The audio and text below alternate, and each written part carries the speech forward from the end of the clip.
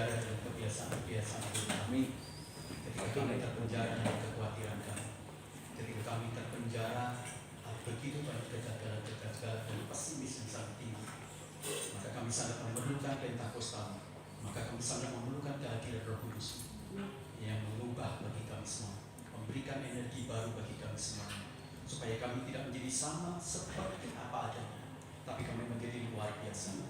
Tuhan, kami membutuhkan pengurapan Allah yang maha dahsyat dari setiap kehidupan kami, bukan hanya hari ini, sepanjang hidup kami semuanya. Kami meminta api Roh Kudus, kami meminta api Pentakosta akan menguasai hidup kami. Maka hidup ini akan menjadi berbeda. Hidup ini akan dipenuhi dengan daya pesona, daya Tuhan, semangat, energi yang luar biasa. Terima kasih. Maka kami minta hadirat Tuhan ada di tengah-tengah kami, mengurapi kami semua. Baik pelayan-pelayan Tuhan, baik seluruh keberadaan jemaat, supaya kami beribadah bukan seperti biasa ini, tapi kami beribadah dengan kuasa Roh Kudus, energi rohani supranatural dari Tuhan yang mengendalikan diri kami, sehingga Tuhan disenangkan. Terima kasih. Kami membatalkan ibadah ini jadi di dalam nama Allah Bapa, Allah Anak, Allah Roh Kudus. Terima kasih Tuhan. Kami siap beribadah. Haleluya. Amin. Terima kasih Bapak Gembala. Shalom saudara. Luar biasa. Di luar dingin ya saudara ya. Kita mau bersorak-sorai biar kita merasakan hangat, merasakan ada gairah untuk memuji Tuhan, bersorak-sorai bagi Tuhan. Saya undang Bapak Ibu untuk bangkit berdiri. Saya undang Bapak Ibu semua boleh mengangkat kedua tangannya. Boleh hadap ke kiri semua, hadap ke kiri. Nah, pegang pundaknya. Teman kita boleh dipijit sebentar. Ya. Kalau sudah boleh balik ke kanan gantian. Temannya yang dipijit. Iya.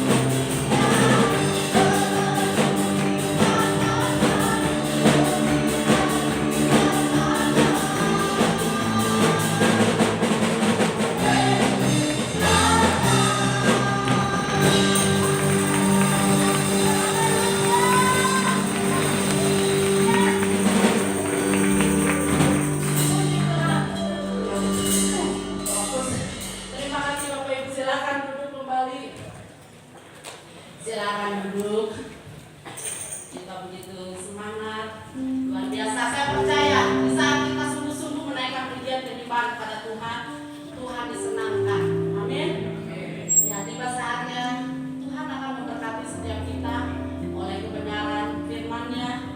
Kita siapkan hati dan pikiran kita agar benih firman Tuhan yang ditaburkan boleh menjadi rema setiap kita. Haleluya. Haleluya.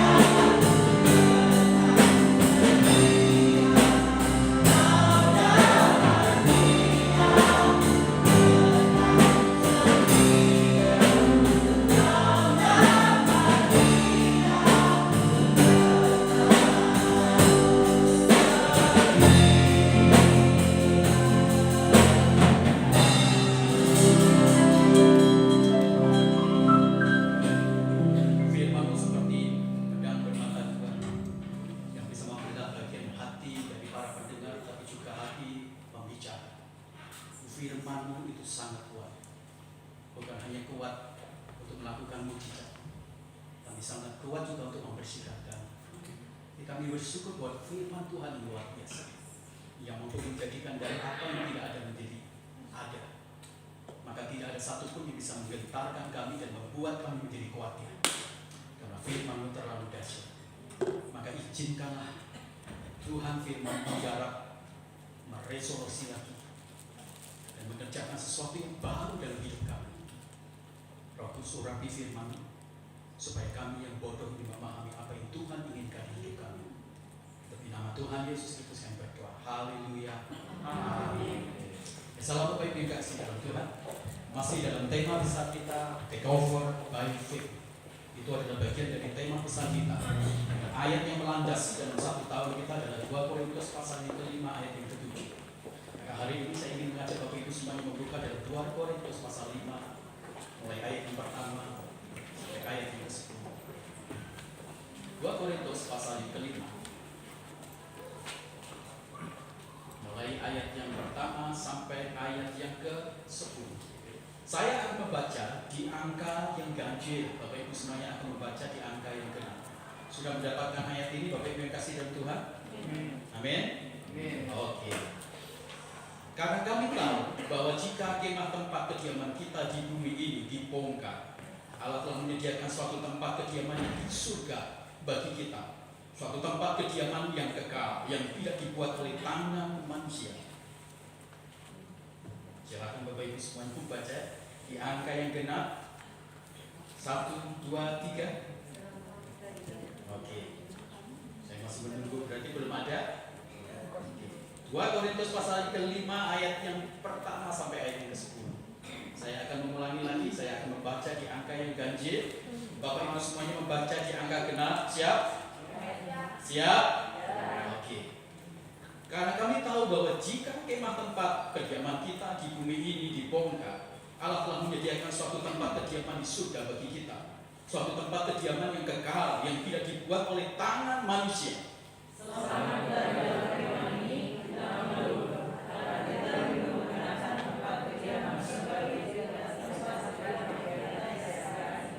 Sebab dengan demikian kita berpakaian dan tidak kedapatan telanjang.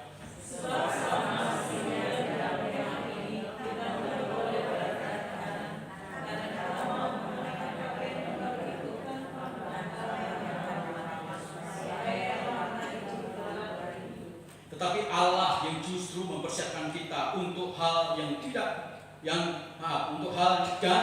mengaruniakan roh kepada kita sebagai jaminan segala sesuatu yang telah disediakan bagi kita.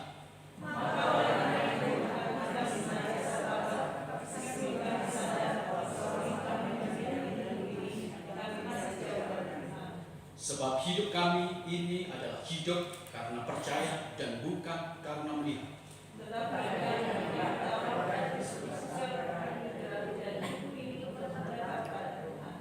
Sebab itu juga kami berusaha, baik kami diam di dalam tubuh ini maupun kami diam di dalam luarnya, supaya kami berkenan kepada Dia.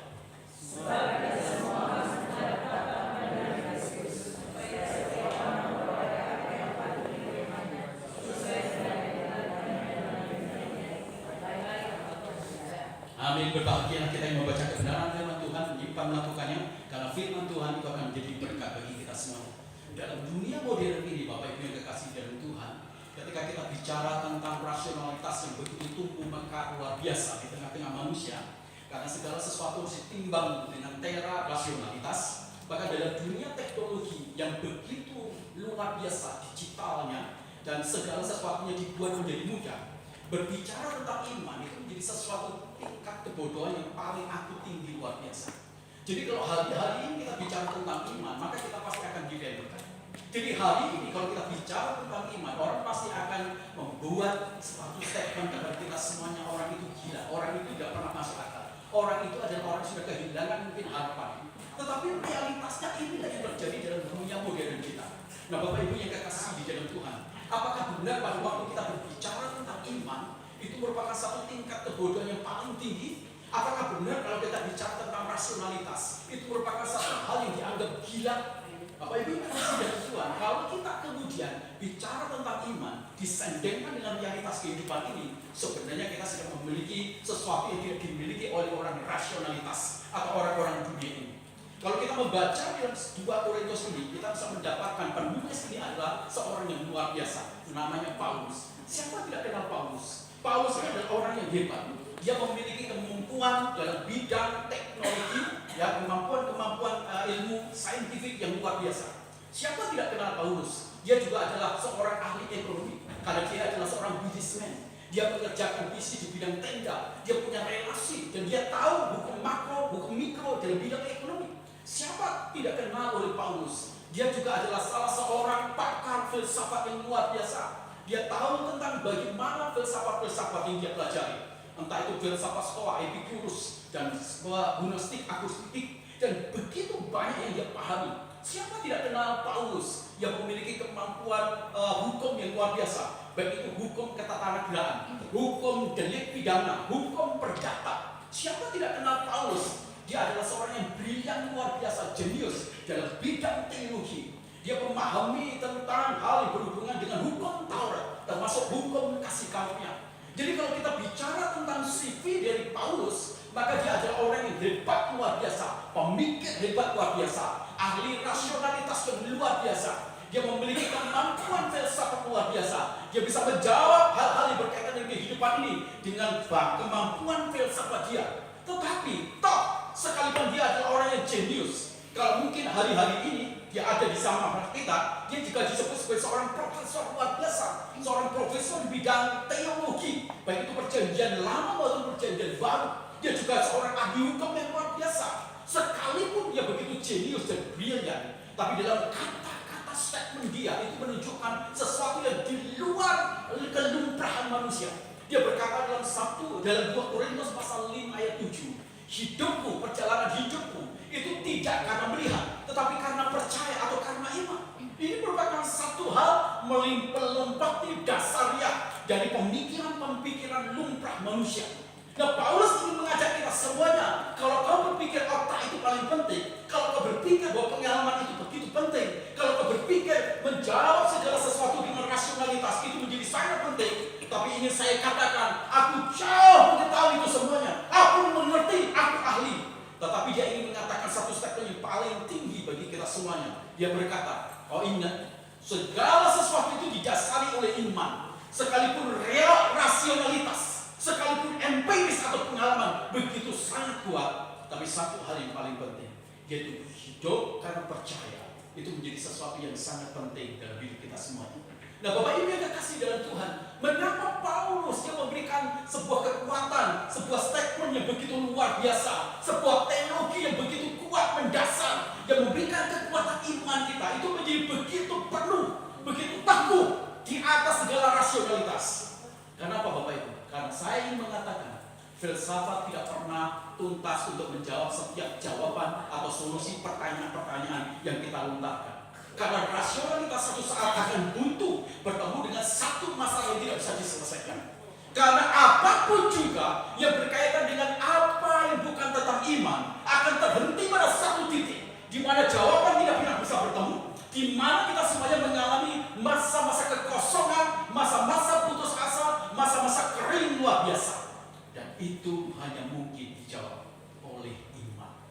Maka Paulus kemudian memberikan satu kekuatan kepada jemaat Korintus. Bagaimana orang-orang Korintus harus bertumbuh di dalam kekuatan iman yang benar. Bagaimana jemaat Korintus harus melangkahkan dari setiap hidup mereka didasari atas iman. Jika bukan iman, maka semuanya menjadi sia-sia. Jika bukan tentang iman, maka tidak ada upah yang kita kerjakan. Boleh jadi kita hidup, boleh jadi kita mengerjakan segala sesuatu, tetapi berani berkata, tanpa iman kita tidak mungkin berkenan kepada Tuhan. Tanpa iman kita tidak mungkin mendapatkan upah. Tanpa iman kita adalah pribadi yang sia-sia, tidak memiliki value yang sangat tinggi, tidak memiliki bobot, tidak memiliki sebuah kualifikasi surgawi yang atasnya Tuhan berkenan. Tuhan hanya bisa dikenal ketika setiap langkah perjalanan hidup kita didasari, digerakkan oleh iman. Nah, Bapak Ibu yang kasih di dalam Tuhan, mengapa iman menjadi sesuatu yang penting dalam kehidupan kita? Saya ingin mengajak Bapak Ibu semuanya, untuk belajar dari apa yang ingin diajarkan Paulus. Mengapa iman itu mendasari perjalanan hidup Paulus, harus mendasari juga perjalanan kehidupan orang Kristen. Kalau kita membaca di dalam 2 Korintus mulai pasal pertama, 2 Korintus pasal 5, mulai ayat yang pertama sampai ayat yang ke-10 ini, kita bisa mendapatkan beberapa hal. Mengapa Paulus mendasarkan kehidupan dia itu di atas dasar iman yang kuat dan teguh. Yang pertama Bapak Ibu, oleh imanlah kita diberikan sebuah kebenaran bahwa kehidupan setelah kematian itu adalah sebuah kehidupan yang berkualitas. Nah, Bapak Ibu yang kasih dalam Tuhan, ada begitu banyak filsafat yang berkembang. Nah, filsafat itu juga kemudian menyerang kekristenan. Beberapa orang yang percaya sama Tuhan Yesus, mereka diolok-olok, mereka dibully. Kalau kamu percaya sama Tuhan Yesus, kamu matimu pasti tidak akan mengerikan. Sama seperti Tuhanmu yang disalib, sama seperti Tuhanmu yang tidak memiliki kuasa, sama seperti Tuhanmu yang tidak memiliki kualitas, sama seperti Tuhan yang akhirnya menderita. Seperti itulah kekristenan akan berjumpa dengan kematian yang ujungnya itu menderita, ujungnya itu tidak memuliakan. Nah, Bapak Ibu yang kasih dalam Tuhan, dalam situasi seperti inilah iman orang Kristen itu bisa tergoncang luar biasa. Dan mereka menyadari, berarti kalau saya percaya sama Tuhan Yesus, kematian kita di dalam iman pada Yesus tidak mendapatkan keuntungan, tidak memberikan jaminan, tidak menggerakkan kepada saya pada sesuatu hasil akhir. Finishing well, nggak ada itu semuanya. Tapi Paulus berkata kepada kita semuanya.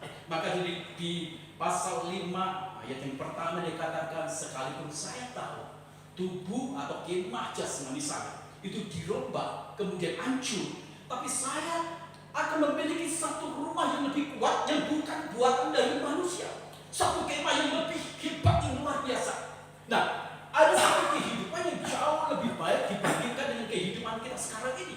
Ada satu kehidupan yang jauh bermutu, berkualitas dibandingkan kehidupan kita yang ada di dunia ini. Satu kehidupan yang memberikan kualifikasi yang bukan tentang bios, yang bukan tentang pergerakan, yang bukan bicara tentang hanya sekedar bekerja, hanya sekedar makan, hanya sekedar menikah, hanya sekedar melakukan refreshing. Itu kelihatannya bermutu, itu kelihatannya berkualitas. Tapi Paulus berkata kepada kita semuanya, kehidupan setelah kematian itu jauh lebih bermutu, jauh lebih berkualitas, jauh lebih indah, jauh lebih menjanjikan dibandingkan kita berada dalam kemah kita yang penuh dengan keterbatasan, yang penuh dengan kelemahan, yang terjangkit sakit penyakit, yang sering kali membuat kita mengalami putus asa karena kita selalu berada dalam bayang-bayang masalah yang mungkin kita tidak bisa menyelesaikannya.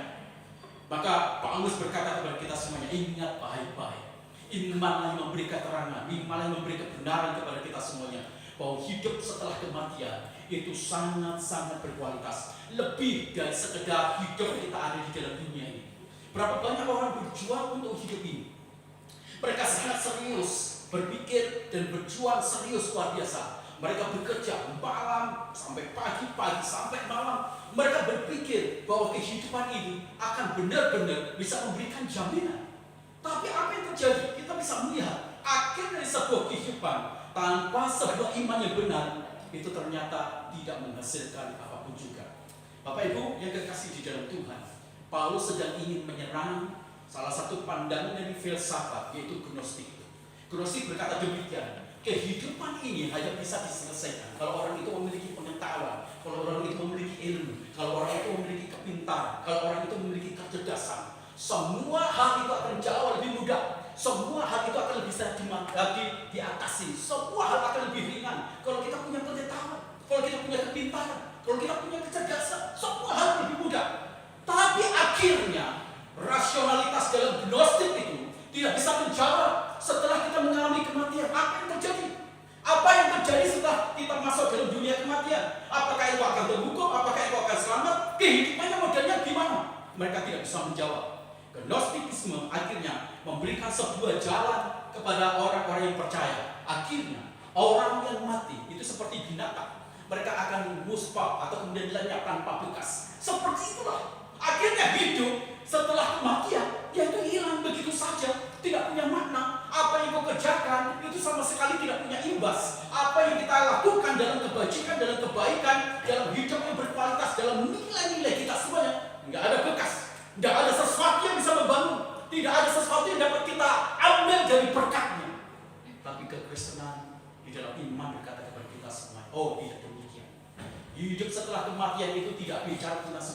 penyadapan. Hidup setelah kematian itu hanya ada dua. Satu dalam hukuman kekekalan, yang kedua itu dalam berkat kekekalan. Satu di dalam neraka, satu juga di dalam surga. Ini adalah pilihan. Nah, Bapak Ibu yang kekasih di dalam Tuhan, ketika orang-orang Korintus mereka lemah karena mereka dibully, mereka lemah karena serangan dari Gnostik yang menekankan tentang rasionalitas, yang menekankan tentang ilmu, yang menekankan tentang kecerdasan, yang menekankan tentang kepintaran, yang menekankan tentang pengalaman-pengalaman. Itu menjadi guru yang begitu absolut. Maka Paulus kemudian menggoncang, menumbangkan dengan satu kebenaran. Semua hal yang berkaitan dengan otak, semua hal yang berkaitan dengan pengalaman tidak bisa menjadi jaminan yang meneguhkan kita semuanya. Apakah nantinya hidup setelah kematian kita bisa diperkenan oleh Bapa, kita bisa mendapatkan pribadi, kita bisa mendapatkan posisi yang sejati, yaitu satu kehidupan yang kekal. Semua itu dijawab oleh iman Kristen.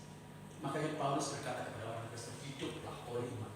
Perjalanan hidupmu itu harus didasari oleh iman. Imanlah yang membimbing kamu menemukan satu kebenaran, bahwa hidup setelah kematian itu memiliki nilai mutu yang jauh lebih besar, lebih hebat, luar biasa. Di dalam hidup kematian itu merupakan satu awal bagi kita semua. Kita hidup dalam ketidakterbatasan, kita hidup dalam kuasa yang absolut benar seperti Bapa kita di surga. Kita bisa menembus dimensi benda-benda materi. Untuk sementara ini, hidup kita itu memiliki keterbatasan. Kita dikungkung oleh benda materi. Benda materi seperti zat padat, benda materi juga kemudian seperti zat cair. Semuanya menghukum kita semuanya. Dan bukan hanya itu, selama kita berada dalam kemah kita terkungkung dalam hukum alam. Perubahan cuaca bisa membuat kita bisa flu, bisa masuk angin, panas, bisa mengalami dehidrasi yang sangat tinggi. Semua kehidupan yang berada dalam kemah lama kita tidak memberikan kepada kita semuanya kualifikasi hidup yang bermutu, hidup yang berkualitas. Makanya Paulus berkata kepada orang-orang Gnostik dan kepada orang-orang percaya, jika kamu berpikir bahwa otakmu itu adalah bagian yang terpenting, kepintaranmu, ilmumu itu menjadi satu dasar dari hidupmu yang membimbing kamu menjadi lebih baik lagi, maka Paulus menumbangkan prinsip dasar Gnostikisme, yang prinsip dasar dari rasionalitas bagi kita semuanya. Kesimpulan praktisnya ini, jangan merasa sombong dengan kepintaran kita, jangan merasa sombong dengan kecerdasan kita, jangan merasa sombong kemudian dengan pengalaman-pengalaman. Sebab itu semuanya akan menemukan titik buntu di mana rasionalitas kita tidak bisa menjawab, di mana rasionalitas kita tidak bisa bergerak, di mana seluruh pengalaman-pengalaman kita seperti sampah dan gombal yang tidak memiliki sebuah kemampuan untuk membangun kita menjadi lebih berkualitas. Otak tidak pernah bisa membuat Allah berkenan kepada kita semua.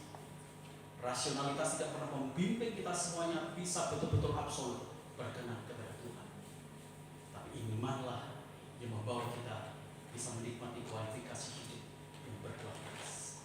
Camkan baik-baik Bapak. Mungkin ada dari beberapa kita juga mengalami bulian seperti orang Korintus. Kalau kamu percaya sama Tuhan Yesus, matimu pasti dipenteng gitu, kalau orang Jawa disayat. Kalau kamu mati dalam Kristus Yesus, pasti kamu dibakar. Orang bilang kamu intipnya neraka. Kalau kamu mati di dalam Kristus Yesus, percaya sama Tuhan Yesus, kamu tidak akan hidupmu selamanya tidak baik. Tapi Paulus mematahkan satu filsafat apologet yang tidak benar. Paulus berkata kepada orang Kristen, iman memberi satu kebenaran bahwa kita hidup berkualitas setelah kita memiliki setelah kita mengalami kematian. Maka jangan pernah menjadi orang Kristen yang takut mempercayai iman kita, kemudian mengakui iman kita, bersaksi tentang iman kita. Paulus ingin membawa jemaat supaya mereka memiliki PD rohani yang sangat tinggi. Mereka memiliki self esteem, bukan confident, bukan self confident, tapi self esteem. Mereka menyadari bahwa saya itu berharga karena saya diciptakan oleh Allah. Saya berharga karena saya telah ditebus oleh Allah. Saya berharga karena saya telah diselamatkan oleh Yesus Kristus. Dan ini tidak bisa berubah posisi saya. Inilah self esteem. Orang-orang rasionalitas mereka membangun dalam self confidence, tapi orang Kristen membangun dari self esteem dia yang tidak bisa dirubah, diganggu gugat oleh apapun juga. Maka Bapak Ibu yang dikasihi dari Tuhan, mengapa statement Paulus kepada kita semua dia berkata, aku dalam perjalanan bukan karena melihat, tapi karena percaya, karena beriman. Itu dasar supaya dia bisa melihat di balik sebuah kematian yang menurut orang lain menakutkan, yang menurut orang lain itu buruk, tetapi di sana menyediakan sesuatu yang jauh lebih berkualitas. Saya tidak akan membahas dalam topik-topik yang lebih lagi, karena kita dalam 1 tahun ini kita akan belajar bersama-sama nanti dalam 2 Korintus ini menjadi topik bahasan kita semuanya, supaya kita bisa menyadari dan mengerti mutiara-mutiara kebenaran teologis yang praktikalnya juga dari Korintus ini.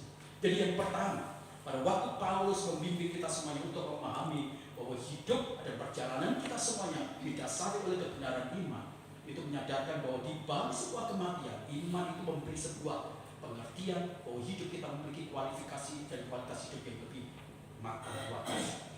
Yang kedua, Bapak Ibu yang dikasih dalam Tuhan, yang kedua adalah iman itu menjadi dasar perjalanan hidup kita, karena iman itu memberi kesadaran bahwa penderitaan kita karena Tuhan itu menghasilkan sebuah kemuliaan. Satu saat Bapak Ibu, saya berusaha membaca, ada satu surat yang diberikan kepada saya. Saya tahu isi suratnya itu.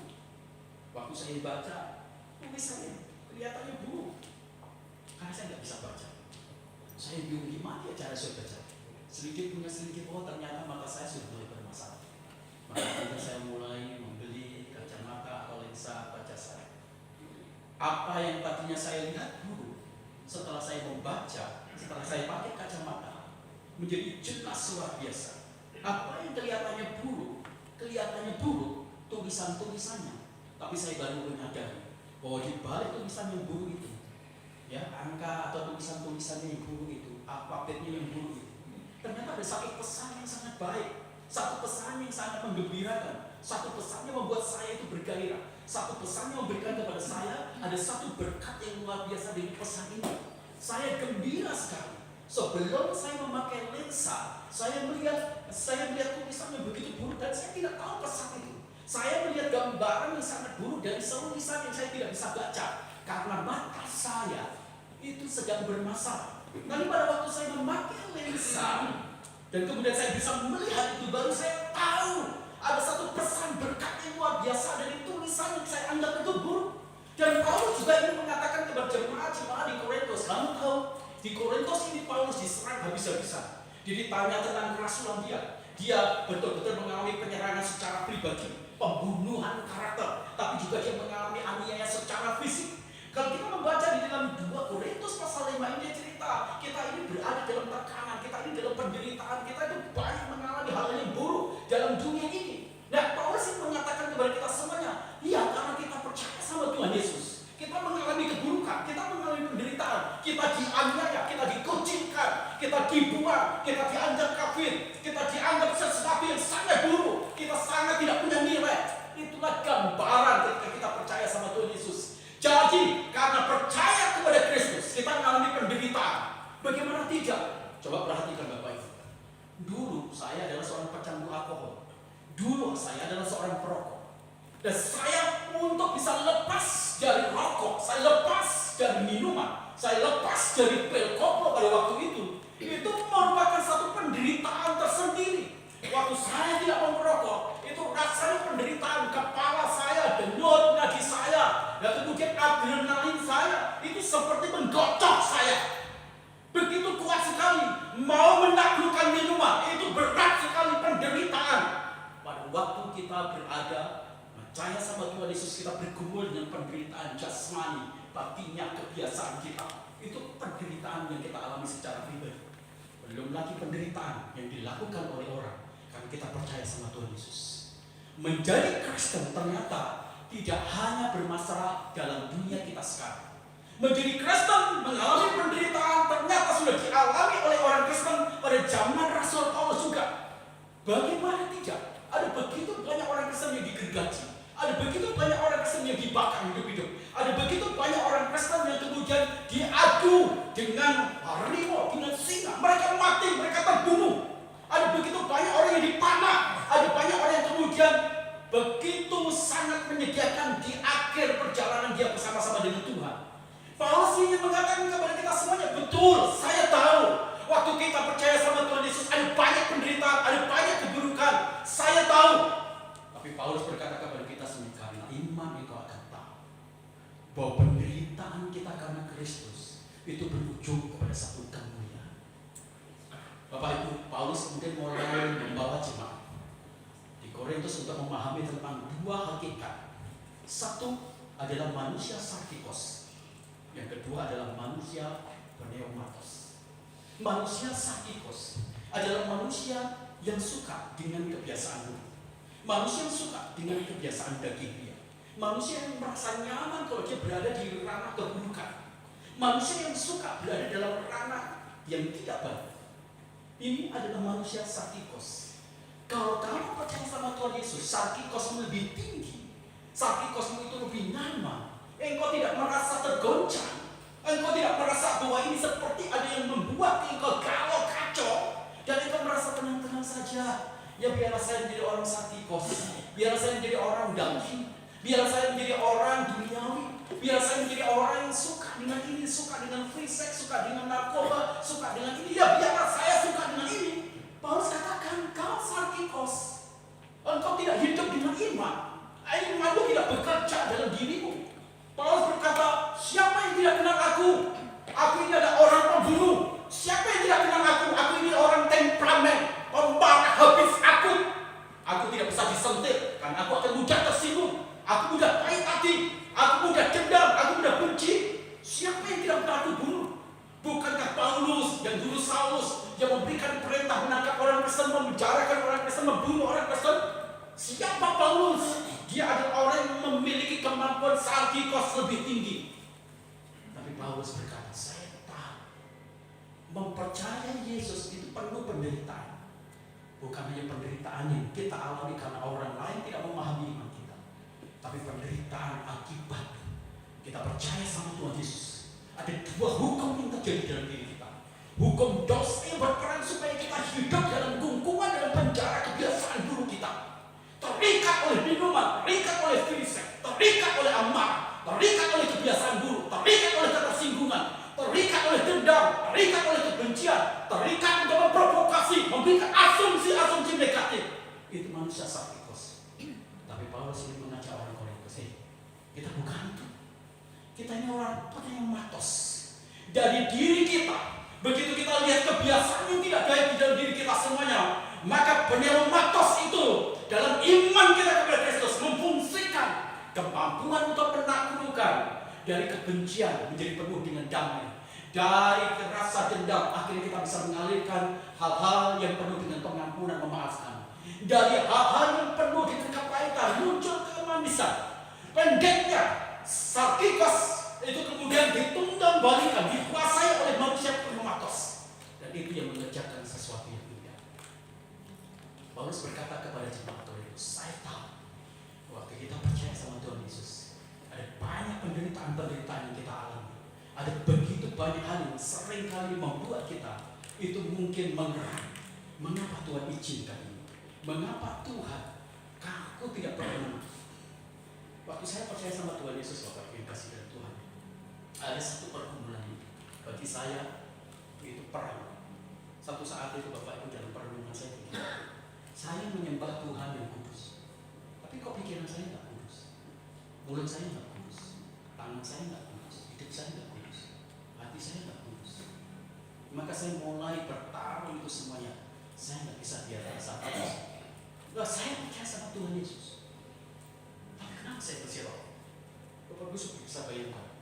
Saya berandai-andai begitu. Satu saat saya jujur sama Tuhan Yesus. Tuhan Yesus kemudian ngomong sama saya, ayo Yohanes, kita itu harus hidupnya kudus ya. Yohanes, kita itu harusnya suci. Saya mungkin tidak akan percaya sama Tuhan Yesus. Atau ketika saya berandai-andai seandai kata Yesus itu dia pencipta atau alkohol yang paling tinggi untuk mabuk. Dan dia berkata dengan kondisi fry, ya kan? Kemudian dia berkata sama saya, Yohanes, kalau kamu percaya sama Tuhan Yesus, sama aku, kamu tidak akan mampu lagi. Sementara Yesus, dia fry. Gambaran perang rohani dalam batin saya berkata, loh, saya nggak bisa. Ada yang salah dengan saya. Bukan Kristus, ada yang salah dengan saya. Maka saya bilang gini, Tuhan kau suci, kenapa saya tidak suci? Tuhan Engkau baik, kenapa saya buruk? Tuhan Engkau pengasih, kenapa saya pemudi? Tuhan Engkau mengampuni, kenapa saya pendendam? Tuhan Engkau adalah orang yang pribadi yang murah, kenapa saya pelit? Dan itu pertanyaan perang itu yang membuat saya tidak bisa tidur. Akhirnya saya mengambil keputusan hari itu saya ambil komitmen untuk doa puasa selama 30 hari. Dan waktu 30 hari ini kemudian saya berdoa dan katakan, Tuhan saya minta saraf saya kalau bau rokok itu muntah, kalau bau minuman itu muntah. Saya kalau disakitin orang, saya ini pendendam Bapak Ibu, karena saya orang melankolik, saya ini pendendam. Jadi kalau ada orang yang menyakiti saya, kalau orang itu nggak keluar darah, saya nggak akan puas. Tapi saya berdoa, saya minta saraf yang baru. Kalau ada orang yang melukai saya sabar. Saya tidak akan apa dendam. Saya akan mengasihi, saya akan mendoakan, saya memberkati. Dan waktu 30 hari saya berdoa dan benar-benar hari selanjutnya ada perubahan sangat radikal. Paulus ingin berkata kepada kita semuanya, pada waktu kita hidup dalam perjalanan iman kita diikuti oleh Yesus, maka di sana ada satu perubahan, yaitu kemuliaan yang indah. Jadi penderitaan karena Kristus, entah itu pergumulan batinnya kita, pergumulan kebiasaan kita, atau orang lain memperlakukan yang buruk karena mereka membuat kita menderita, ada yang dibunuh dengan cara-cara yang tidak wajar. Tapi kita bisa berkata, Tuhan Kau baik. Aku tidak bersyukur karena penderitaan. Aku bisa bersyukur cita, sekalipun tidak ada dasar untuk bisa bersuka cita. Sekalipun tidak ada dasar untuk mengucap syukur, sekalipun tidak ada dasar untuk berterima kasih untuk sesuatu yang buruk, karena iman kita kepada Yesus. Makanya Paulus berkata kepada orang-orang Kristen, saya tahu engkau mengalami penderitaan, engkau mengalami aniaya seperti aku, dan engkau juga mengalami penderitaan secara batin, kamu bergumul dengan kebiasaan buruk. Itu adalah bagian dari penderitaan. Tapi Paulus berkata, ingat baik-baik, perjuanganmu dalam penderitaan karena Kristus itu akan menghasilkan kemuliaan yang besar. Di dalam Roma pasal yang ke-8 ayat 18, Paulus berkata dalam Roma, penderitaan-penderitaan yang kita alami sekarang ini tidak dapat dibandingkan dengan kemuliaan yang Tuhan sediakan nantinya. Jadi kalau Bapak Ibu hari ini bertaruh untuk diri sendiri atau bertaruh juga dengan penderitaan yang dibuat oleh orang lain, hasil akhirnya kalau kita benar-benar hidup dalam iman, itu adalah good bagi kita semua. Maka Paulus menegaskan lagi kepada orang-orang Kristen Korintus, jadilah orang Kristen yang menyadari bahwa iman kita itu memberikan kepada kita semuanya sebuah kepastian bahwa penderitaan-penderitaan yang kita alami itu akan mengerjakan satu kemuliaan yang akan datang.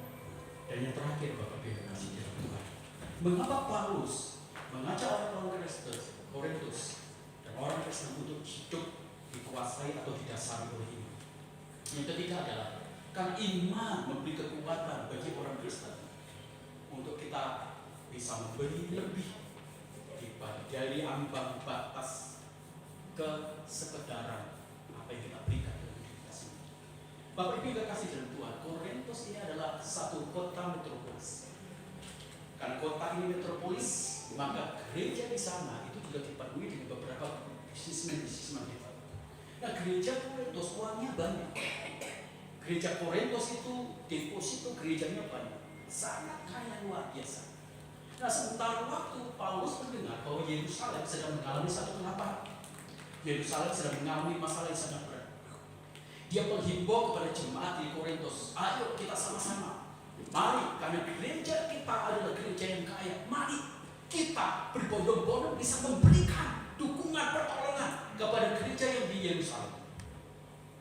Motivasi dorongan yang dilakukan Paulus kepada jemaat di Korintus ternyata sama sekali seperti tangan yang tidak kesampaian dengan tangan. Sekalipun kaya, tapi ternyata jemaat Korintus adalah jemaat yang sangat pelit luar biasa. Sekalipun kaya, tapi jemaat Korintus tidak memiliki kecerdasan emosional untuk dia bisa melihat orang lain dalam belas kasihan seperti Kristus. Sekalipun kaya, tapi ternyata jemaat di Korintus tidak memiliki simpati dan empati yang sangat tinggi. Sangat minim dari jemaat-jemaat Korintus untuk memberkati baik gereja juga pelayanan, penginjilan, termasuk membantu orang lain. Waktu Paulus menghimbau kepada jemaat-jemaat di Korintus, ayo, jangan sekedar memberi untuk Tuhan. Beberapa orang-orang Kristen memberi kepada Tuhan itu seperti kita memberi kepada teman Yesus. Kita memberi sekedarnya, kita memberi seadanya, kita memberi dan menempatkan Tuhan itu menjadi pengemis. Kita memberikan dan memilih bagian yang terkecil. Pada waktu kita meminta kepada Tuhan, kita meminta yang terbesar, yang terbaik, yang termahal, yang nilainya tinggi. Tapi gilirannya pada waktu kita memberkati, kita mencari yang paling kecil, nominalnya, yang paling tidak diberharga, yang paling murah, bahkan mungkin yang paling sisa-sisa, yang basi kita berikan sama Tuhan. Ini terjadi kepada orang Korintus. Makanya Paulus berkata, kalau kamu tidak punya iman, kamu nggak mungkin bisa menghargai Tuhan. Kalau kamu tidak punya iman, nggak mungkin kamu bisa memberi keluar dari ambang batas kesekedaran. Kaya bukan menjadi jaminan bahwa orang itu bisa mencintai Tuhan. Kaya bukan menjadi jaminan bahwa jemaat itu memiliki kemurahan hati seperti Allah kita, yang tanpa batas memberkati kita, yang tanpa batas memberkati kita dengan berkat-berkat yang luar biasa. Jemaat Korintus ternyata adalah jemaat, walaupun dia berkata dalam gereja terus-menerus, tapi Paulus ingin berkata kepada mereka sendiri, kau tidak punya iman. Sebab perjalanan hidupmu dengan iman itu ditampilkan bukan dalam tataran waktu kamu ibadah, tapi ditampilkan dalam tataran bagaimana aktualitas praktika teologimu memberkati, memberi kepada orang kekurangan, kepada orang yang bermasalah, kepada orang yang duka, kepada orang yang butuh pertolongan, butuh bantuan. Itulah esensi orang beriman. Makanya Paulus berkata kepada jemaat Korintus, karena kamu tidak tumbuh dalam iman yang baik dan benar, maka kamu kikir maka berat. Bapak Ibu, memberi itu bukan hanya butuh uang. Memberi itu bukan hanya butuh murah, karena murah itu adalah hasil dari Tuhan. Memberi itu ternyata butuh iman. Kalau kita orang miskin bisa memberi sekedar wajar, tidak butuh tenaga, tidak butuh energi. Kalau kita orang kaya memberi, kemudian kita berkata, cukup saya beri yang besar, tapi kita masih punya deposito yang paling banyak, kita tidak butuh energi. Kenapa? Karena yang memberi melebihi ambang batas kesekedaran kebiasaan kita itu membutuhkan iman. Saya ingin mengajak Bapak Ibu semuanya membuka di dalam 2 Korintus pasal yang ke-8 mulai ayat 1 sampai ayat yang ke-5. Ini yang dipaparkan oleh Paulus, dia membandingkan jemaat Korintus dengan satu jemaat Makedonia. Satu jemaat yang jemaatnya itu miskin. Memang miskin. Keuangan mereka itu minim. Pekerjaan mereka tidak segratis bisnismen dari orang-orang Korintus. Tapi sekalipun mereka kelihatannya miskin, mereka punya iman yang besar. Dan iman itu yang mengejarkan bagi mereka semuanya kemurahan hati yang besar luar biasa. 2 Korintus pasal yang ke-8 mulai ayat pertama sampai ayat ke-5 saya bacakan. Saudara-saudara, kami tidak memberitahukan kepada kamu tentang kasih karunia yang dianugerahkan kepada jemaat-jemaat di Makedonia.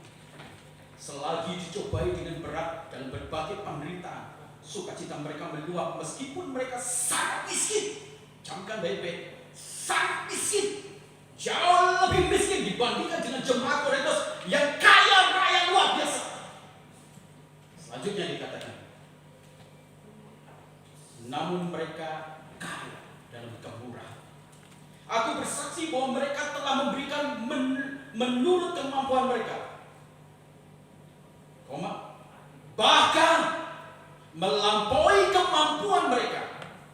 Dengan kerelaan sendiri mereka meminta dan mendesak kepada kami supaya mereka juga beroleh kasih karunia untuk mengambil bagian dalam pelayanan kepada orang-orang kudus, yaitu membantu, menolong, memberkati, meringankan beban dari orang-orang Kristen Yerusalem yang sedang menghadapi masalah kelaparan.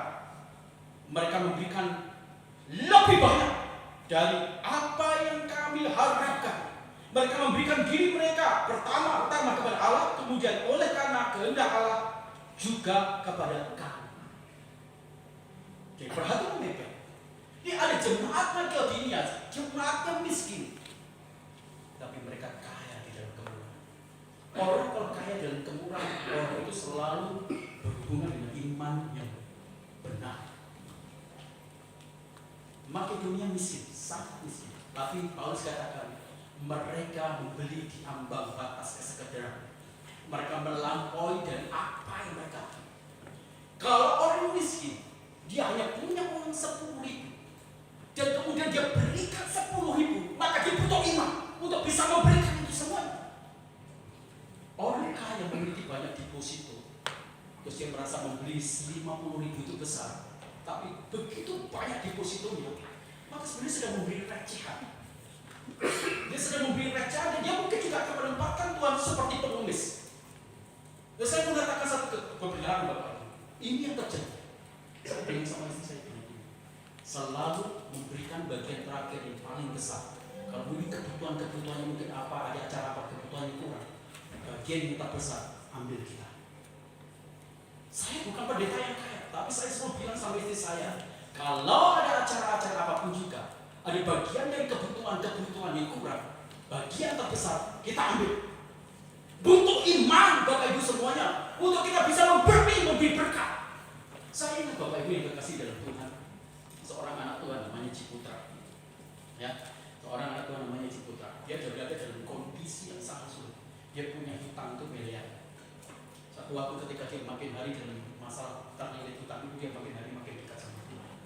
Maka kemudian semakin dia dekat sama Tuhan, cara berpikir dia dan iman dia dibangun dengan konsep yang benar.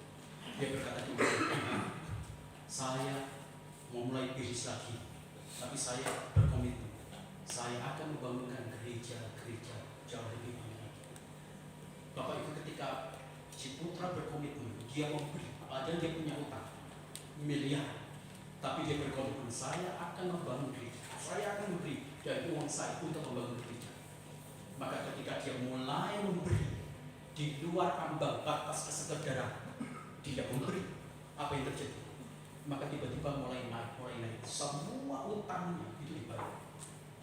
Ada seorang namanya Yusuf Hamka, dia adalah seorang jihad, tapi dia seorang mu'alaf.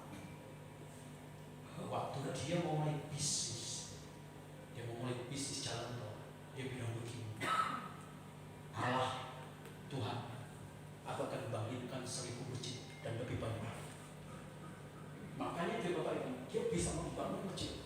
Dia punya kekayaan yang luar biasa, dia bangun masjid. Semua di kota-kota itu masjid dibangun oleh namanya Yusuf Hamka.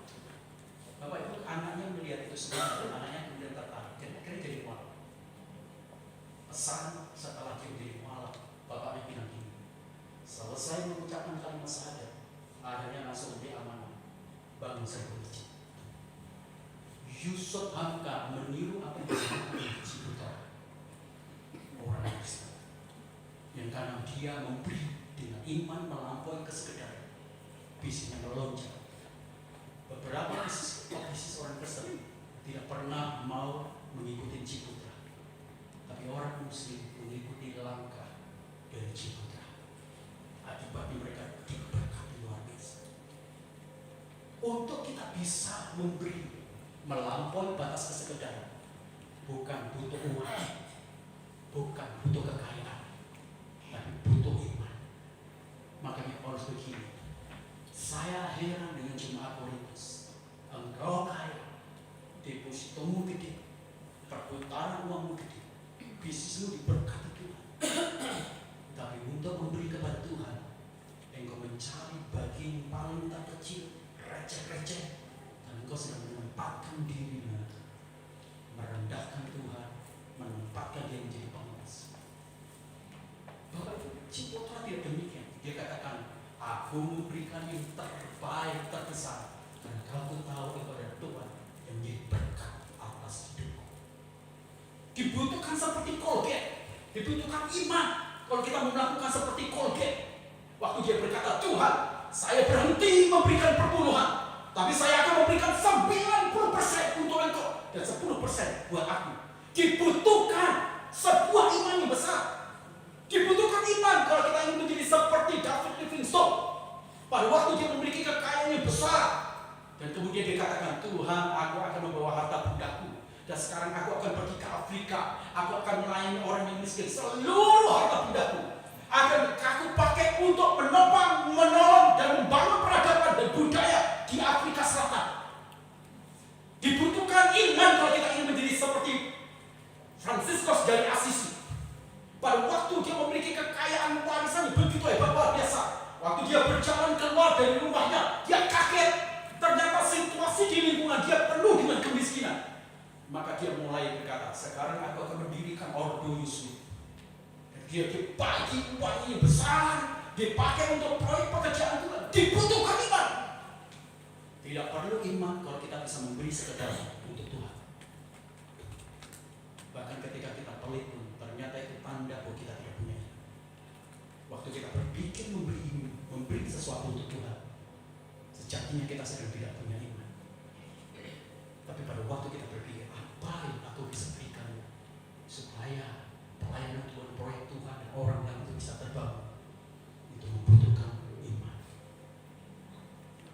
Bapak Ibu yang kasih dalam Tuhan, Paulus ingin mengajak kita semua supaya kita sadar, kita paham bahwa ternyata ada banyak orang Kristen yang menempatkan Tuhan itu menjadi pengemis, bukan menjadi sang pemberi.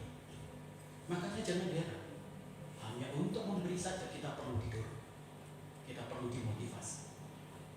Jemaat Makedonia, Paulus bilang begitu, mereka yang mendesak kami, mereka yang mendesak saya, mereka yang minta Paulus bilang gini, aku nggak tega, kamu tuh nggak punya loh, kamu sudah. Dia bilang, aku nggak apa, tapi aku ingin berkat. Jadi jemaat Makedonia itu bukan jemaat yang dimotivasi, jemaat didorong-dorong, enggak. Orang itu kalau punya iman, kalau untuk memberi enggak perlu didorong, enggak perlu dimotivasi, langsung dia berpikir. Makanya Bapak Ibu, waktu saya khotbah di Sukabumi di DP, itu jemaat sudah datang, apa yang bisa saya berikan untuk gereja? Apa yang bisa saya berikan? Waktu itu mereka belum punya tempat ibadah. Mereka bilang, apa yang bisa saya berikan untuk gereja? Dan mereka kemudian serentak bersama-sama dalam iman mereka. Yang miskin, yang kaya, mereka katakan, kasih ke bendara, saya mau beli, kita beli hotel. Ketika mereka berani memberi, maka yang terbanyak yang datang dari Tuhan itu muncul. Jadi jangan berpikir semakin kita pelit, kita semakin bahagia. Karena orang pelit adalah orang yang tidak punya iman sejatinya. Dan tanpa iman tidak mungkin orang berkenan kepada Tuhan. Dan tanpa iman tidak akan ada upah. Nah pertanyaannya begini, mengapa Ciputra itu dia begitu berani memberikan, melampaui batas keterbatasan? Makanya kenapa dia berpikir, saya harus bangun gereja. Dia bangun gereja, lebih banyak lagi bangun gereja. Dalam pemikiran dia, ketika dia membangun gereja, dia sedang membangun proyek perkembangan Allah, proyek Allah itu makin berkembang di bumi. Yang kedua, kalau dia membangun gereja, maka akan ada banyak orang yang mencari Tuhan dan dekat dengan Tuhan. Kalau dia bangun gereja, maka ada banyak kesempatan orang itu akan orang-orang berdosa, orang-orang jahat akan mengalami pertobatan karena dia bertemu dengan Tuhan. Yang keempat, karena kalau dia bangun gereja, dia akan menerima berkat rohani. Kalau dia bangun gereja, dia akan terima berkat rohani. Dan kalau dia bangun gereja, maka dia akan didoakan banyak orang. Pantas ledakan bisnis dari Ciputra itu benar-benar menerobos. Pada waktu semua gunung tikar properti mengalami kerusuhan, tapi Ciputra tetap maju, tetap booming, tetap bergerak sampai dia buka di tempat-tempat yang tidak mungkin dia bergerak. Sebab dia tahu pemberian itu berhubungan dengan iman. Nah Bapak Ibu kasih dalam Tuhan, ada statement point yang saya satu dari pemikiran dia berkata begini, ya, dengan kondisi berkat kekayaan besar yang Tuhan berikan, tetapi kita memberi sekedarnya untuk Tuhan, maka sejatinya kita sedang merendahkan diri kita sendiri. Perhatikan Bapak, dengan kondisi berkat kekayaan yang besar yang Tuhan berikan, tetapi kita memberi sekedarnya untuk Tuhan, maka sejatinya kita sedang merendahkan diri kita dan memperlihatkan betapa dia cintanya kita kepada Tuhan. Itulah Tuhan. Maka dia berkata, Tuhan, aku berhenti memberi perpuluhan, tapi aku akan memberi 90% untuk engkau, dan 1/10 itu adalah bagianku saja. Tapi 10 saja sudah membuat perusahaan dari Colgate berkembang hebat luar biasa. Dan akhirnya saya menutup dengan satu big concept. Ada banyak hal yang tidak bisa dijawab di hidup ini. Ada banyak hal yang tidak seiras dengan harapan, bahkan banyak rugi. Ada banyak kendala untuk kita bisa memberi, tidak sekedar ini. Dan semua itu perlu satu, yaitu iman. Maka PR kita adalah, mari take over by faith. Ambil alih segala sesuatu yang suka, segala sesuatu yang tidak mampu menurut kita sendiri. Ambil alih itu dengan iman, seperti Paulus. Baru itu mungkin. Gereja kita juga demikian. Selama memberi itu butuh dorongan, butuh motivasi. Tidak seperti jemaat Makedonia, nggak akan lagi.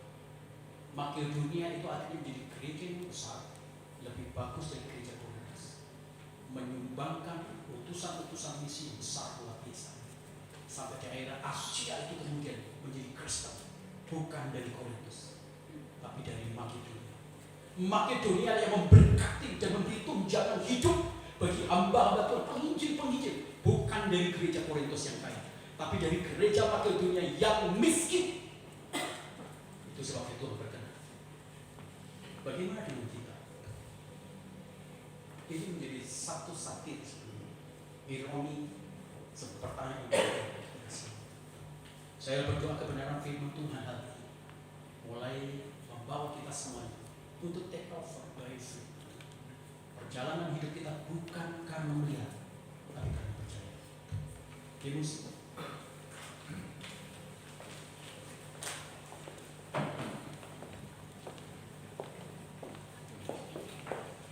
Aku percaya berkat melimpah.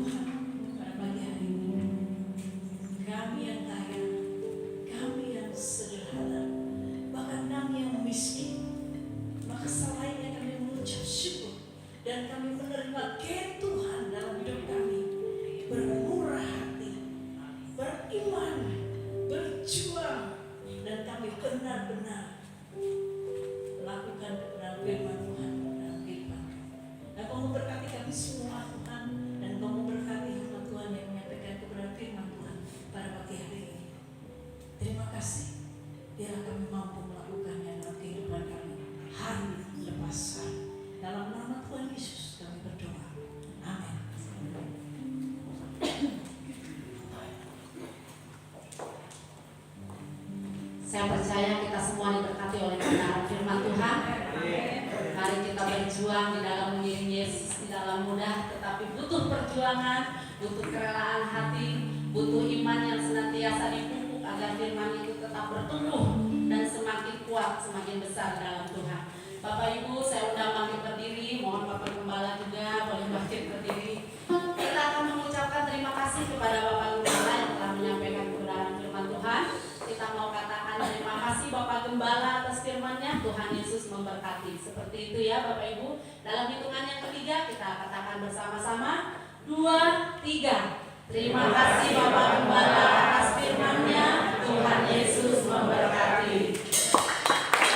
Bapak Ibu, kembali kita akan memberikan yang terbaik.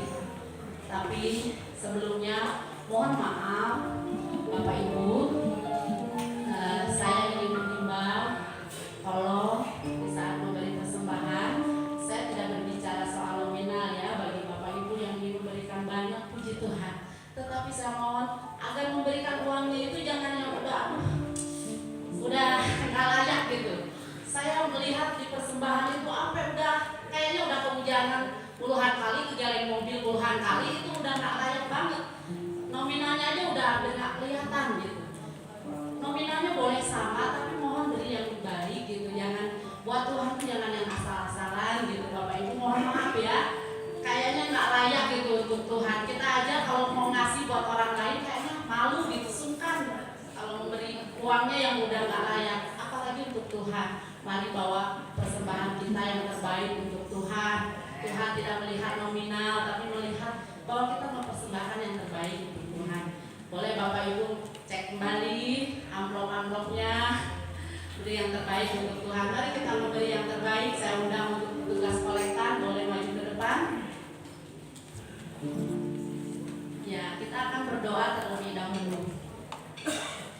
Bapak, kembali kami mengucap syukur atas firman-Mu yang ajaib, yang luar biasa, firman-Mu yang hidup, firman-Mu yang maha tahu apa yang menjadi kebutuhan kami, apa yang menjadi kebutuhan manusia rohani kami. Saat ini kami disegarkan kembali, kami dikuatkan kembali, kami diteguhkan kembali untuk kami boleh sungguh-sungguh mempersembahkan yang terbaik, dan kami boleh memiliki iman yang luar biasa, mempercayai Engkau Tuhan, tidak setengah-setengah tetapi sungguh-sungguh mempercayai Tuhan dengan segenap hati, dengan segenap jiwa, dengan segenap akal pikiran kami, bahwa Tuhan tidak akan pernah meninggalkan kami. Tuhan maha tahu apa yang menjadi kebutuhan kami.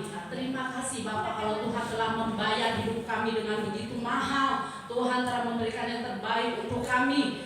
Kembali kami ingin memberikan yang terbaik untuk Engkau Tuhan. Kami tidak dapat membalas apa yang telah Tuhan berikan, tetapi kami ingin memberi yang terbaik untuk menjadi dupa yang harum di hadapan-Mu Bapa. Berkati persembahan yang akan kami berikan, berkati tangan-tangan yang telah memberi. Kami percaya Tuhan mengembalikan berlipat-lipat kali ganda. Tuhan juga memberkati setiap tangan-tangan yang mengelola persembahan ini dapat dipakai untuk memperluas kerajaan-Mu Bapa. Terima kasih Bapa, kami siap memberi dengan hadiah penuh ucapan syukur. Haleluya. Amin. Mari memberi dengan sukacita Bapak Ibu. Kita akan menyanyikan pujian hanya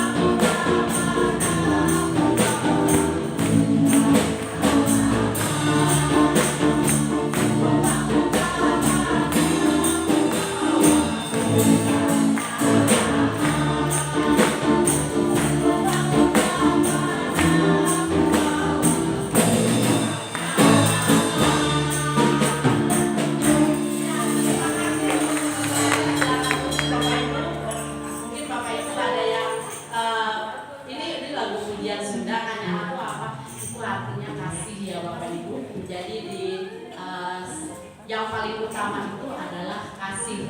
Ya, Bapak Ibu, terima kasih untuk kesempatannya. Tuhan Yesus memberkati. Ya, shalom. Shalom Bapak Ibu yang dikasihi oleh Tuhan. Semangat yang sukacita. Kami mengucapkan selamat datang, selamat beribadah bagi jemaat yang baru pertama kali hadir. Boleh bangkit berdiri di tempat saja. Iya.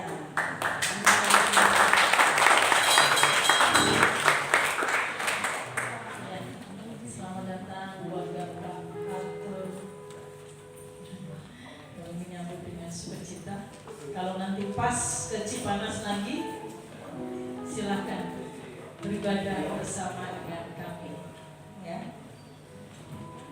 Terima kasih buat hamba Tuhan yang sudah menyampaikan kebenaran firman Tuhan pada pagi hari ini, dan jemaat Tuhan yang terlibat dalam pelayanan. Tuhan Yesus memberkati.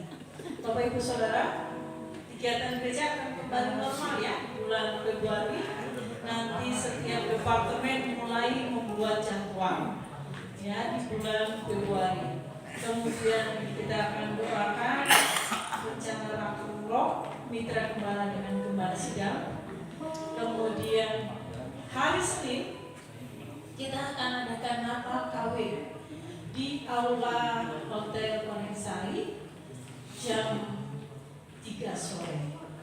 Bapak Ibu, ibu-ibu, ya ibu-ibu,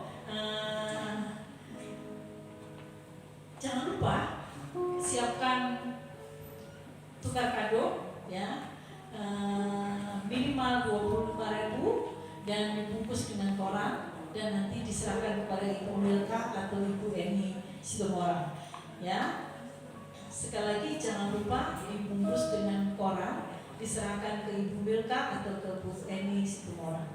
Kemudian seperti firman Tuhan Bapak Gembala tadi, kalau ada yang kurang ambil bagian yang besar, ya.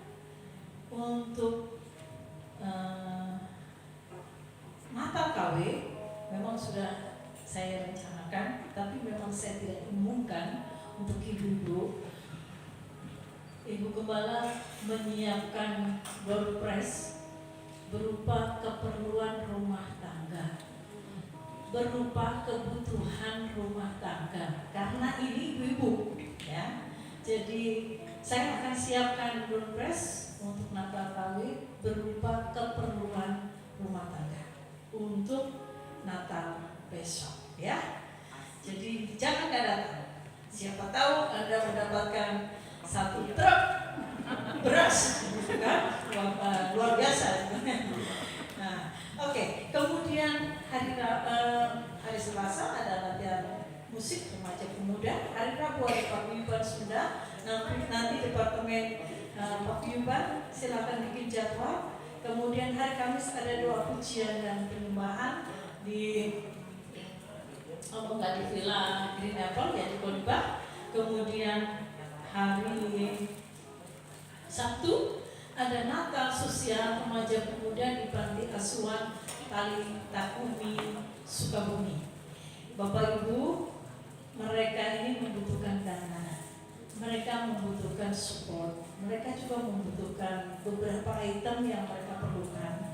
Ya, beberapa kendaraan sudah cukup terpenuhi, kurang satu ya, kurang dua ya. Ada kendaraan Pastori, ada kendaraan Daniel, ada kendaraan Cipania, dan masih butuh 2 lagi kendaraan. Karena ini mereka bawa barang, bawa sembako, bawa baju-baju, kemudian bawa tentengan, bawa makanan untuk diberikan di Panti Asuhan Tali Takumi. Nah, dari Bapak Ibu Saudara yang mungkin masih ingin mendukung mereka ya puji Tuhan, Bapak Gembala memberikan sebagian dari sembako-sembako yang ada di Pastori dan juga pakaian bekas, pakaian layak pakai, kemudian juga tentengan untuk anak-anak. Dari Bapak Ibu yang ingin menyumbang silakan mereka masih kekurangan dana. Ya, dana yang mereka perlukan tidak besar, hanya 3 juta, Bapak Ibu. Karena sebagian sudah di cover dari pastori, ya. Dana yang mereka butuhkan tidak besar, hanya 3 juta. Jadi dari Bapak Ibu Saudara yang ingin memberikan dukungan, silakan hubungi Saudara Joel atau penanggung jawab Gembala Remaja Pemuda kepada Pastor Pia, ya. Oke. Kemudian selamat ulang tahun buat Bapak Ibu Saudara yang berulang tahun. Sisa 2 orang di bulan Januari. Saudara Bibi Yohanes yang kemarin berulang tahun, sayangnya tidak ada, ya. Dia di Jerman. Kemudian hari ini Ananda Keola Choa, ada ya Keolanya? Oh, di sekolah minggu, papanya ada tapi ya kerja, mamanya ada. Ya, selamat ulang tahun buat Keola. Hari ini anaknya Pastor Rinto yang hari ini berulang tahun. Tuhan tambah-tambahkan hikmat. Juga Saudara Pimbi, Tuhan berkati Saudara Pimbi yang ada di Jerman sedang menunggu studi. Kemudian di bulan Februari, karena minggu ini sudah masuk di bulan Februari, Bapak Ibu, selamat ulang tahun untuk Dr. Victor Yohanes, Bapak Heriandi, Ibu Veronica Talib, kemudian Ananda Abigail, kemudian Ananda Eriora, kemudian Saudari Tiara, Ibu Rina Chandra, kemudian Mama Paulina Lea, dan si kembar Uriel Juriel Tambah. Ya, ada yang ulang tahun lagi di bulan Februari? Jangan bilang opa maunya ulang tahun terus. Oke, tidak ada. Baik, kalau tidak ada lagi tambahan untuk kembali? Tidak ada ya. Baik, kita akan doa syafaat. Nanti kalau ada tambahan pengumuman, kita akan share di grup. Oh ya, satu lagi ibu-ibu yang mau ingin bawa snack, bawa puding, bawa cemilan, silakan besok ya. Ibu Eni besok akan bawa movie apa ya. Nah, kalau ada yang ibu-ibu yang lain nyusul, silakan ya, supaya kita ramai, supaya kita bisa bercengkrama, kita bisa memiliki keakraban, tidak hanya habis ibadah pulang, tapi kita bisa makin hangat ya di antara satu dengan yang lain. Baik, mari kita berdoa Bapak Ibu yang kasih Tuhan. Bapak di dalam surga, kami mengucap syukur untuk ibadah pada pagi hari ini. Terima kasih untuk kebenaran firman Tuhan. Mampukan kami untuk kami melakukan kebenaran firman Tuhan dalam kehidupan kami. Tuhan memberkati hamba-Mu. Tuhan juga memberkati ladang hati kami supaya setiap hari semakin gembur dan kami mudah untuk dengar-dengaran dan melakukan kebenaran firman Tuhan. Bapak, kami berdoa untuk bangsa dan negara kami. Tuhan memberkati pemerintahan kami, memberkati pemimpin bangsa kami, memberkati para parlemen bangsa dan negara kami. Hikmat marifat menyertai mereka, sehingga mereka diberi yang takut akan Tuhan untuk menggemban tugas tanggung jawab mereka, dari struktural paling tinggi sampai paling rendah, dari presiden sampai di pedesaan, kepala desa sampai RT RW. Tuhan memimpin mereka. Tuhan, akhir-akhir ini banyak bencana alam terjadi di negara kami. Tuhan, lindungi bangsa kami. Tuhan, jagai bangsa kami. Tuhan, tolong bangsa kami. Tuhan, Engkau menilik kesusahan orang-orang yang saat ini sedang tertimpa musibah. Mereka begitu menderita, Tuhan. Mereka kekurangan. Mereka tidak tahu harus kemana. Sekalipun mereka tahu mereka harus berlari kepada Tuhan, tapi seringkali masalah lebih fokus mendominasi mereka. Oleh karena itu Tuhan, Engkau melawat setiap orang-orang yang saat ini sedang tertimpa oleh masalah dan beban berat karena musibah. Tuhan, juga kami berdoa untuk perekonomian di bangsa kami, biar kami mengalami ekonomi yang stabil. Tuhan juga memberkati hukum di negara kami, supaya hukum di negara kami juga berjalan sesuai dengan kebenaran Tuhan. Kami juga berdoa untuk pembangunan, kemerataan pembangunan. Tuhan juga berkati pemerintah kami supaya mereka juga memikirkan pembangunan yang ada di daerah-daerah pedalaman dan pedesaan. Tuhan, Engkau melawat bangsa dan negara kami. Makin banyak orang yang percaya kepada Tuhan melalui gerejamu, melalui anak-anak Tuhan, melalui hamba-hamba Tuhan, melalui pendeta-pendeta, melalui yayasan-yayasan, melalui apa saja. Biarlah makin banyak orang yang percaya kepada Tuhan. Tuhan berkati kepada sidang, Tuhan berkati hamba-hamba Tuhan, Tuhan memberkati mitra gembala, Tuhan memberkati para pelayan Tuhan, Tuhan memberkati jemaat juga dalam usaha pekerjaan kesehatan mereka yang masih baru merintis usaha. Tuhan memberkati, biarlah makin hari makin mekar, makin tumbuh, makin berkembang, makin berkati oleh Tuhan. Dan jemaat yang sudah memiliki pekerjaan, bahkan mereka yang dipercaya oleh instansi, oleh lembaga, oleh perusahaan, oleh pekerjaan mereka, biarlah mereka mengalami promosi Tuhan. Bahkan mereka yang sedang memiliki usaha secara pribadi, Tuhan tambah-tambahkan berkat Tuhan dalam hidup mereka, supaya mereka juga bisa dipakai menjadi alat yang berdampak untuk pekerjaan Tuhan, dan mereka juga bisa memberi, mereka bisa memikirkan pekerjaan Tuhan lebih besar, porsi yang lebih besar dalam hidup mereka. Kami juga berdoa menyerahkan kepada Tuhan kerinduan kami untuk memiliki tempat ibadah yang permanen. Kami rindu memiliki sebidang tanah, kami rindu memiliki gereja Tuhan. Sampai hari ini kami masih memiliki iman bahwa Tuhan, kami akan memilikinya dengan iman, karena Tuhan ini adalah proyek Tuhan dan ini adalah pekerjaan Tuhan. Maka Tuhan yang akan campur tangan untuk keperluan kami. Terima kasih untuk Eminence, di mana kami bisa beribadah di tempat ini. Tuhan memberkati semua manajemen Eminence, pemilik Eminence, dan kehadiran kami boleh membawa dampak kiri kanan muka belakang. Tuhan, hadirat Tuhan, atmosfer ilahi-Mu hadir di tengah-tengah tempat ini, dan Tuhan Engkau memberkati tempat ini. Makin banyak konsumen yang memakai hotel ini untuk berwisata, berlibur, ataupun untuk acara-acara resmi. Kami juga berdoa menyerahkan kepada Tuhan. Tuhan Engkau memberkati untuk para donatur kami, mitra-mitra gereja kami, untuk Yayasan HBLM, untuk Yayasan Montekar, untuk Yayasan Jembatan Kasih, untuk donatur gereja kami yang membayar hotel ini. Tuhan Engkau memberkati mereka berlimpah-limpah. Tuhan berkati usaha, kesehatan, Tuhan berkati keluarga mereka. Tuhan campur tangan buat kehidupan mereka semua. Tuhan, kami berdoa untuk saudara-saudara kami yang berulang tahun. Tuhan memberkati hikmat, marifat, kesehatan, sekolah, dan masa depan mereka. Tuhan tambahkan kepada mereka.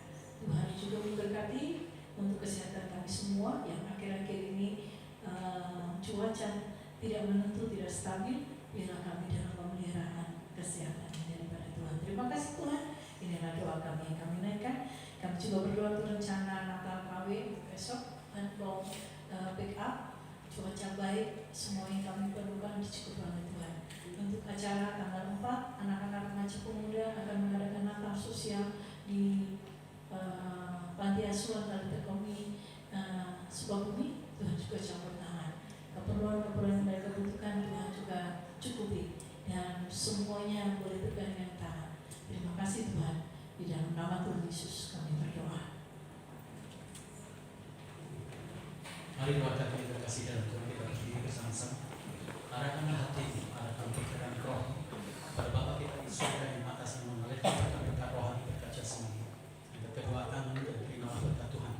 Kasih sayang dari Allah Bapa kita lewat anaknya Tuhan Yesus Kristus yang telah mati di atas kayu salib, menebus segala dosa dan kutuk kita. Persekutuan dengan Roh Kudus dan menguduskan kita dari hari ke hari, sehingga kita tidak bercacat celah di hadapan-Nya. Itulah sebabnya Tuhan memberkati keluarga kami, Tuhan memberkati suami, Tuhan memberkati istri, Tuhan memberkati anak-anak.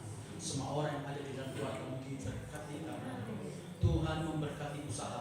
Apa saja yang dikerjakan oleh kedua tangan dibuat menjadi berhasil, karena tangan Tuhan menyertainya. Tuhan memberkati masa depanmu dan masa depan keturunan. Tuhan memberkati kesehatan. Keluar masukmu yang hanya bisa menemukan pintu berkat Tuhan saja. Kami sejahtera dari Allah Bapa, persekutuan dengan Roh Kudus, dan anaknya sebab Bapa di surga akan terus-menerus menyertai kita hingga fajar maranatha menjemput kita. Kita bersama-sama dengan Bapa kita di surga, ulangnya dengan berkat jasmani dan berkat rohani, bagikan itu kepada orang lain. memberitakan Injil, maka Tuhan akan menyatakan tanda-tanda ajaib di dalam hidupmu. Dalam nama Tuhan Yesus Kristus kami berdoa. Haleluya. Amin.